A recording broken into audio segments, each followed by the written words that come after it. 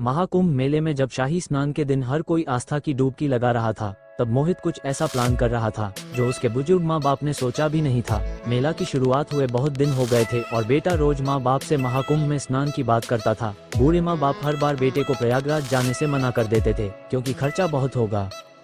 गरीब माँ बाप जानते थे कि उनके बेटे के पास उतने पैसे नहीं है, ऐसे में महाकुंभ आने जाने का खर्चा वो करवाना नहीं चाहते थे। लेकिन जब शाही स्नान का दिन करीब आया तो वह माँ बाप के पीछे पड़ गया। अब बेटे के साथ बहू भी उन्हें स्नान पर भेजने की जिद कर रही थी। माँ बाप बच्चों का इतना प्यार देखकर कैसे मना कर सकते थे। दोनों ने शाही स्नान के दिन महाकुंभ जाने के लिए हामी भर दी। जैसे ही सुबह हुई, बेटा पहले ही तैयार हो गया था। आज से पहले बूढ़े माँ बाप ने बेटे को कभी किसी चीज के लिए इतना ज्यादा उत्साहित नहीं देखा था। जब उनकी नींद खुली तो बेटा तैयार खड़ा था। बेटे को तैयार देखकर माँ बाप भी फौरन उठे और तैयार होने लगे। बेटे ने कहा, आप दोनों नाश्ता कर लो, मैं ऑटो लेकर आता हूँ। बुजुर्ग माता पिता हैरान थे क्योंकि सुबह के 5 बज रहे थे और वो नाश्ता की बात कर रहा था। उनकी बहू आज तक कभी 8 बजे से पहले उठी नहीं थी, तो वह कैसे उन्हें 5 बजे नाश्ता दे सकती थी। अभी वो आपस में बात ही कर रहे थे, तभी उनकी बहू खाने की थाली लेकर उनके सामने आ गई। माँ बाप हैरान थे, लेकिन उन्हें खुशी भी हो रही थी। ऐसा लग रहा था जैसे उनके घर में अब सब अच्छा होने वाला है। दोनों ने खुशी खुशी खाना खाया और महाकुंभ के लिए जाने लगे। तभी बहू ने पीछे से आवाज लगाई, अरे आप लोग अपना सामान तो लेकर जाओ। बहू की बात सुनकर सास ने कहा, अरे सामान क्यों, हम स्नान करके वापस आ जाएंगे, इसके लिए सामान ले जाने की क्या जरूरत। सास की बात सुनकर बहू थोड़ा घबरा गई और लड़खड़ाती हुई आवाज में बोली, अरे मेरा मतलब है कि स्नान के बाद आपको कपड़े तो बदलने पड़ेंगे। बहू की बात सुनकर सास ससुर ने कहा, हाँ ये तो हमने सोचा ही नहीं। दोनों एक बैग में अपने कपड़े पैक करने लगे। तभी घर के बाहर से आवाज आई, अरे ऑटो आ गया है, आप लोग अभी तक खाना खा रहे हो क्या। माँ ने कहा, सामान पैक कर रहे हैं, अभी बाहर आ रहे हैं। सामान की बात सुनकर बेटा थोड़ा हैरान रह गया। उसे लगा कि माँ बाप को पता चल गया है। जब माँ बाप घर से बाहर आए तो उसने उनसे पूछा, सामान क्यों। तब माँ ने हंसते हुए कहा, अरे पगले हम घर छोड़कर नहीं जा रहे हैं, सामान इसलिए कि वहाँ स्नान करने के बाद कपड़े भीग जाएंगे, इसके बाद बदलने के लिए एक और सूखे कपड़े तो रखने होंगे ना। माँ की बात सुनकर मोहित ने चैन की सांस ली और कहा, अच्छा इसलिए कपड़े लिए हैं, चलो अब जल्दी ऑटो में बैठ जाओ वरना ट्रेन छूट जाएगी।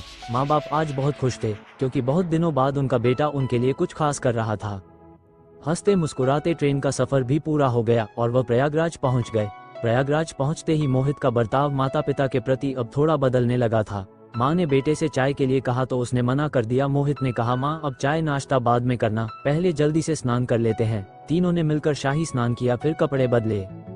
तभी मोहित को किसी का फोन आया। वह बार बार फोन काट रहा था, तो माँ ने उससे पूछा, क्या हुआ, किसका फोन है, उठा लो, क्या पता जरूरी काम हो किसी को। मोहित ने सोचा, यह अच्छा मौका है, मैं बहाना करके यहाँ से निकाल जाता हूँ। उसने माँ बाप को मेले में एक जगह बिठा दिया और कहा, आप लोग यहाँ बैठो, मैं बात करके आता हूँ। माँ बाप बेटे को फोन पर बात करते हुए दूर जाता हुआ देख रहे थे। तभी भीड़ में वह कहीं गायब हो गया। सुबह से भूखे प्यासे माँ बाप अपने बेटे के आने का इंतजार कर रहे थे। बेटा आएगा तो उन्हें कुछ खाने को मिलेगा। बेटे को गए हुए 3 से 4 घंटे हो गए थे और उनके पास फोन भी नहीं था। वह आपस में बात करते हुए कह रहे थे कि उसे इतना टाइम क्यों लग रहा है। पिता ने कहा, अरे इतनी भीड़ है, बात करते करते कहीं दूर चला गया होगा, आ जाएगा, तुम परेशान मत हो। धीरे धीरे अब शाम के 6 बज गए थे और अंधेरा होने लगा था। ठंड भी अब बढ़ने लगी थी और ओस भी पड़ रही थी। बूढ़े कमजोर माँ बाप खुले आसमान के नीचे ठंड से कांप रहे थे। सुबह से न खाने को कुछ मिला था और न ही पीने को। तभी राह चलते एक आदमी ने पानी का बोतल जमीन पर फेंका। बोतल में थोड़ा पानी बचा हुआ था।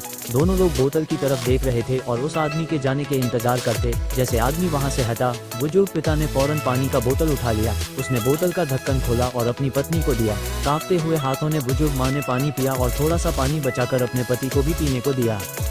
अभी भी दोनों बुजुर्ग माँ बाप को उम्मीद थी कि बेटा आ जाएगा। बार बार वो यही कह रहे थे, लगता है मेले में बेटा रास्ता भूल गया है, हम यहीं बैठे रहते हैं, क्या पता वो यहाँ आ जाए और हम उसे यहाँ न मिले। बेटे के आने की आस लिए बैठी कमजोर आंखें अब हार मान रही थी। रात के 2 बज गए थे और बेटे का कोई अता पता नहीं था। अब दोनों को लगने लगा था कि शायद उनके बेटे ने उन्हें जानबूझकर यहाँ छोड़ा है, इसलिए वो इतने दिनों से उन्हें महाकुंभ लेकर आने की जिद कर रहे थे। पूरे 1 दिन बीत गए थे लेकिन बुजुर्ग माता पिता अपनी जगह से हिले नहीं थे। उनकी नजरें बस उसी रास्ते पर थी जहाँ से उनका बेटा निकला था। 1 दिन तक कुछ खाए बिना अब बुजुर्ग माता पिता नहीं रह पा रहे थे। अब उन्हें लगने लगा था कि शायद अब उनका बेटा नहीं आएगा। तभी पिता ने कहा, मैं कुछ खाने को लेकर आता हूँ, तुम यहीं रहो, क्या पता मोहित आए और हम उसे यहाँ न मिले। जेब में 1 रुपए भी नहीं था और बुजुर्ग पिता खाना ढूंढने मेले में निकल पड़े थे। उनके मन में आया कि वह एक बार घर पर फोन लगाकर देखते हैं। उन्होंने एक आदमी से फोन मांगा और कहा कि मुझे अपने बेटे से बात करनी है।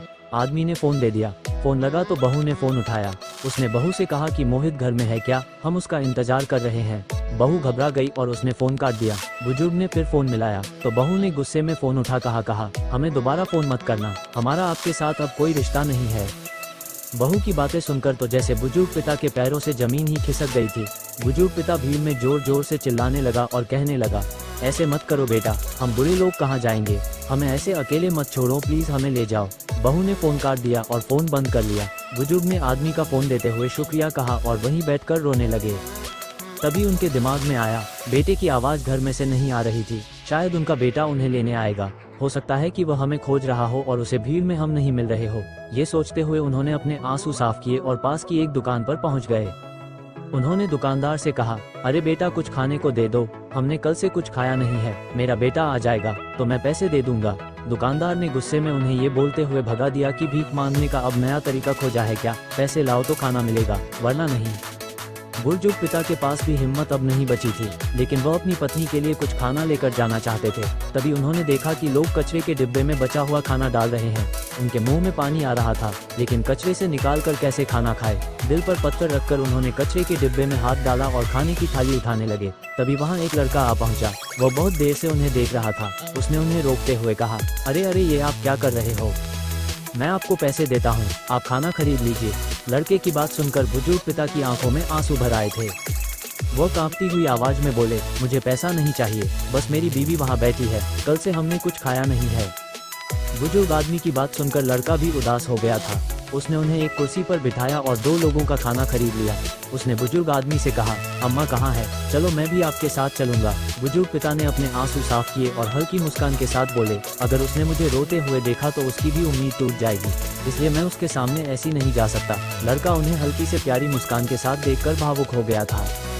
उसने उनसे पूछा, अपने अच्छे खासे कपड़े पहने हैं, आप अच्छे घर से लग रहे हैं, तो आप ऐसे कचरे से खाना क्यों उठाने जा रहे थे, आपका पर्स गुम हो गया है क्या। लड़के की बात सुनकर बुजुर्ग की आंखों में फिर आंसू भर आए थे। उसने दबी हुई आवाज में कहा, हम कल यहाँ अपने बेटे के साथ आए थे, बेटे ने स्नान के बाद हमें एक जगह बिठाया और कहीं फोन पर बात करने चला गया। उसके बाद वह कल से वापस नहीं लौटा है। उसने हमें कोई पैसे नहीं दिए। अब हमें लगता है कि शायद उसने हम बूढ़े माँ बाप को ऐसे ही अकेला छोड़ दिया है। बुजुर्ग की बात सुनकर लड़का हैरान था, क्योंकि उनकी उम्र बहुत ज्यादा थी। लड़के ने कहा, अरे आपने खोया पाया केंद्र से बात की, सरकार द्वारा सुविधा दी गई है, हो सकता है कि आपके बेटे को रास्ता न मिला हो, आप वहाँ क्यों नहीं बात करते हैं। बुजुर्ग पिता को लड़के की बातों से थोड़ी उम्मीद जग रही थी। वो अब अपनी पत्नी के पास भी पहुंच चुका था। उसने अपनी पत्नी से कहा कि इस बेटे ने उनके लिए खाना खरीदा है, खा लो। माँ की हालत भूख से बहुत ज्यादा खराब थी। जैसे तैसे उन्होंने खाना खाया और लड़के का सिर मुस्कुराते हुए सहलाया। खाना खाने के बाद बुजुर्ग पिता ने कहा, तुम यहाँ बैठो, मैं इस बेटे के साथ खोया पाया केंद्र होकर आता हूँ। शायद मोहित को रास्ता न मिला हो और उसने हमारे बारे में वहाँ सूचना दर्ज करवाई हो। बुजुर्ग पिता अनजान लड़के के साथ खोया पाया केंद्र पहुँचे और उन्होंने अपना नाम और बेटे का नाम लेकर पूछा, क्या कोई आया था उनके बारे में पूछने, क्या इस नाम से कोई खोने की सूचना दर्ज हुई है। सामने से अधिकारियों ने साफ इनकार कर दिया। अब लड़के को भी भरोसा हो गया था कि उनके बेटे ने उन्हें यहाँ छोड़ दिया और चला गया है। लड़का दुखी हो गया था और उसे समझ नहीं आ रहा था कि क्या करे। अब वो बुजुर्ग पिता से बात भी नहीं कर पा रहा था, क्योंकि अब सभी उम्मीदें टूट चुकी थी। लड़के ने बुजुर्ग आदमी का हाथ पकड़ा और उन्हें उनकी पत्नी के पास छोड़ दिया। अब उसके पास कहने को कुछ नहीं था, इसलिए उसने बस बुजुर्ग पिता के हाथ में 2000 का नोट थमाया और कहा, ये पैसे रख लीजिए, आपके काम आएंगे। बुजुर्ग पिता पैसे लेने से मना कर रहे थे, क्योंकि लड़के ने उनकी बहुत मदद पहले ही कर ली थी। लेकिन उसने जिद करके उन्हें पैसे पकड़ा दिए और उन्हें नमस्ते करते हुए चला गया। लड़के का मन उदास था, लेकिन उसे समझ नहीं आ रहा था कि वह क्या करे। वह बुजुर्ग अम्मा को रोते हुए नहीं देख पा रहा था, इसलिए वह बिना मुड़े वहां से निकल गया। बुजुर्ग माता पिता के पास अब जीवन में कुछ नहीं बचा था। वह एक जगह पर बैठे बस रोए जा रहे थे। रात के 8 बज गए थे और आज भी उनका बेटा उन्हें लेने नहीं आया। अब वो पूरी तरह से कन्फर्म हो चुके थे कि उनके बेटे ने उन्हें बेसहारा छोड़ दिया है। दोनों को समझ नहीं आ रहा था कि वह कहाँ जाए। एक दूसरे का सहारा बने बुजुर्ग माँ बाप कुछ सोचने के हालात में नहीं थे। एक तरफ जहां उनके बेटे ने उन्हें छोड़ने के बाद एक बार भी मुड़कर नहीं देखा, तो वहीं एक ऐसा शख्स था जो उनके लिए परेशान हो रहा था। ये और कोई नहीं बल्कि वो लड़का था जो उसे सुबह मिला था। लड़के की रात में ट्रेन थी, लेकिन बुजुर्ग माता पिता की टेंशन में वह ट्रेन नहीं ले पाया। आखिर वह वापस मेला में आया और बुजुर्ग माता पिता के पास आकर बैठ गया। उसने उनसे कहा, अम्मा आप मेरे साथ रहोगी?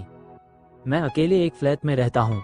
मेरे माता पिता तो बचपन में ही गुजर गए थे। बचपन से मेरे चाचा चाची ने मेरा ख्याल रखा है, लेकिन बड़ा होने के बाद मैं इन पर बोझ नहीं बनना चाहता था, इसलिए मैं फ्लैट लेकर अलग रहता हूँ और मेरी नौकरी भी दूसरी जगह है, इसलिए मुझे अकेले ही रहना पड़ता है। अनजान लड़के का प्यार और बड़ा दिल देखकर दोनों माँ बाप की आंखें और भी फुट फुट कर रोने लगी थी। वो उन्हें कहते हैं, बेटा हम तुम्हारे ऊपर कैसे बोझ बन सकते हैं, हमारा खुद का बेटा हमें अपने घर में नहीं रख पाया। उनकी बातें सुनकर लड़का मुस्कुराया और बोला, मैं भी तो आपके बेटे की तरह ही हूँ। देखिए बचपन से भगवान ने मुझे बिना माँ बाप के रखा और आज संगम स्थल पर मुझे माँ बाप भी मिल गए। लड़के की बात ने बुजुर्ग माता पिता के दिल को भर दिया था। वो उसके साथ जाने के लिए राजी हो गए। उसने उनका सामान उठाया और हंसते हुए बातें करने लगा। ऐसा लग रहा था जैसे सब ठीक हो गया है। तीनों ने साथ मिलकर खाना खाया और ट्रेन लेकर लड़के घर पहुंच गए। बुजुर्ग माता पिता दुखी थे, लेकिन लड़का उन्हें खुश करने के लिए हर वो चीजें करता था जिससे उन्हें उनके बेटे की याद ना आए। सोते हुए अक्सर बुजुर्ग महिला कांपते हुए होठों से चिल्लाते हुए उठ जाती थी कि बेटा मुझे छोड़कर मत जाओ, लेकिन समय के साथ अब ऐसे सपने आना भी बंद हो गए थे। 1 साल बीत गए और तीनों साथ में खुशी खुशी रह रहे थे। वह छुट्टियों में उन्हें घूमने भी लेकर जाता था और खाना भी रोज साथ में खाता था। धीरे धीरे बुजुर्ग माता पिता अब अपने बेटे से मोह खोने लगे थे और हर किसी को उस अनजान लड़कों को अपना बेटा बताते थे। जो प्यार बुजुर्ग माता पिता को एक अनजान लड़के ने दिया, वो कभी उन्हें अपने खुद के बेटे से नहीं मिला था। यहीं पर कहानी की समाप्ति होती है। ये कहानी पूरी तरह से कल्पना पर आधारित है और इसका वास्तविक जीवन से कोई संबंध नहीं है। ये केवल कहानी के उद्देश्य से लिखी गई है, जिससे समाज में जागरूकता और संवेदनशीलता को बढ़ावा दिया जा सके। हमारा उद्देश्य किसी की भावनाओं को ठेस पहुंचाना नहीं है। ऐसी ही कहानी को पढ़ने के लिए जुड़े रहें हर जिंदगी के साथ।